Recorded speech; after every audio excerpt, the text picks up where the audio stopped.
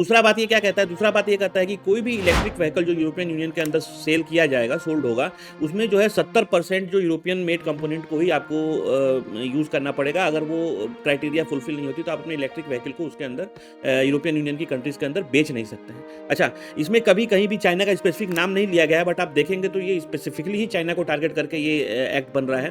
क्योंकि अगर आप देखेंगे तो चाइना हैविली इंटीग्रेटेड है यूरोपियन यूनियन की कंट्रीज़ के सप्लाई चेन के अंदर। सोलर पैनल का 90% से ऊपर का प्रोडक्शन वो कंट्रोल करता है। बैटरीज आप देखेंगे तो 70% से अबव का कंट्रोल करता है। इलेक्ट्रिक व्हीकल भी 2023 तक 8% था, जो कि मल्टीफोल्ड ग्रो किया है और आने वाले समय में डबल डिजिट में उसका ग्रोथ होने वाला है।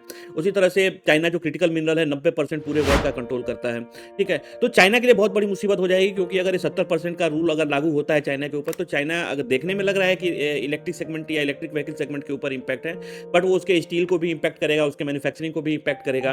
और चाइना की डिपेंडेंसी अगर आप देखेंगे तो यूरोपियन यूनियन एक बहुत ही बड़ा ट्रेड पार्टनर है। चाइना का 20 से 25% जो इकोनॉमी का कंट्रीब्यूशन है वो यूरोपियन यूनियन से आता है। अगर इस तरह के इंपैक्ट होना चालू होंगे, इस तरह के रूल आएंगे, तो चाइना को अपने प्रोडक्ट यूरोपियन यूनियन के अंदर बेचना बहुत ही मुश्किल हो जाएगा।